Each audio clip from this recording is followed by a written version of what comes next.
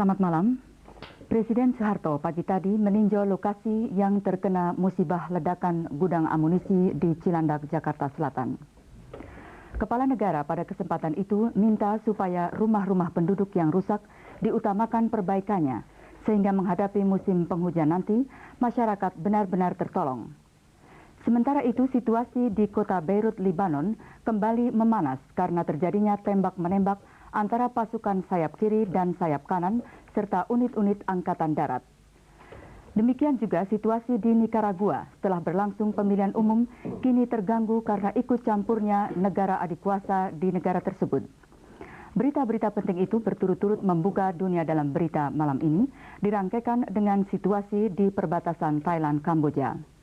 Melengkapi dunia dalam berita malam ini, kami turunkan berita setelah pembakaran jenazah Perdana Menteri Indira Gandhi dan keadaan pangan yang buruk di Ethiopia, diteruskan dengan berita dari Jerman Barat, Inggris, Jepang, Amerika Serikat, Filipina, Seoul, dan sebuah berita olahraga.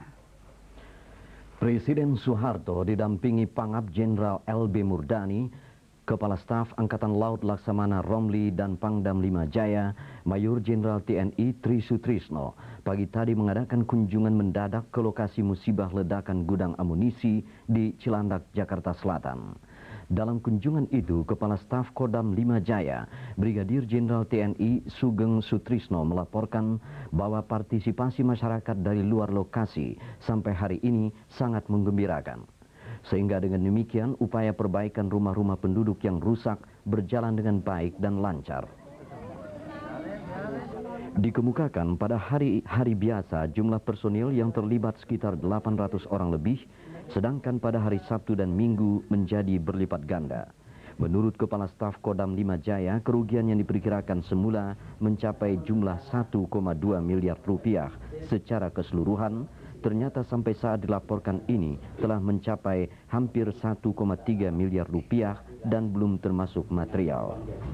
Untuk itu, upaya perbaikan akan dapat diatasi sesuai dengan yang direncanakan.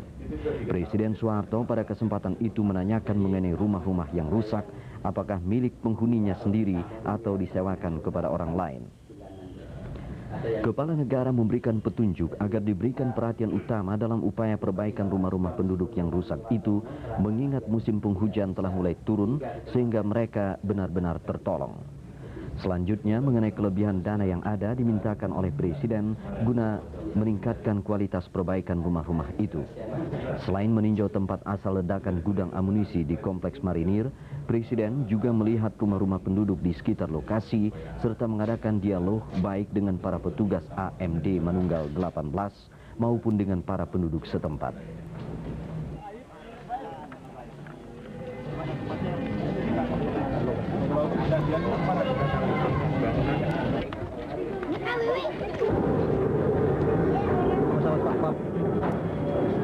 Ini sedang dibangun ya. Iya, ada. Iya.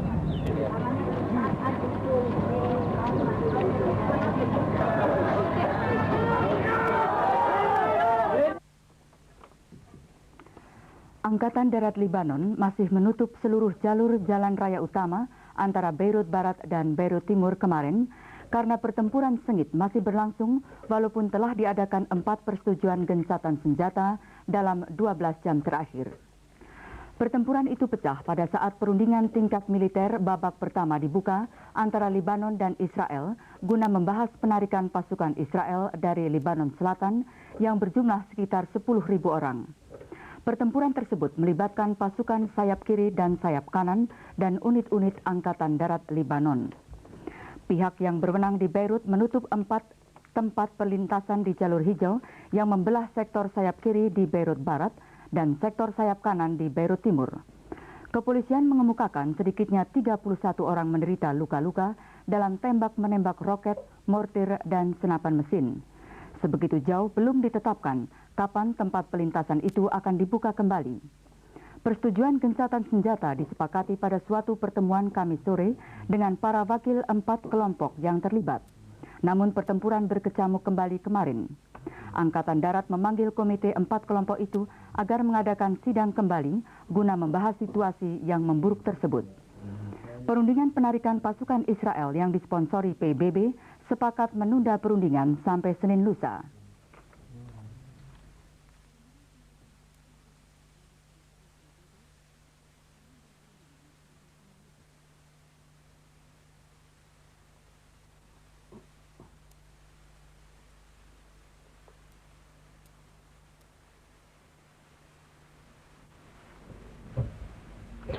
Sampai hari ini masih belum ada kepastian apakah kapal barang Uni Soviet yang berlabuh di Corinto, Managua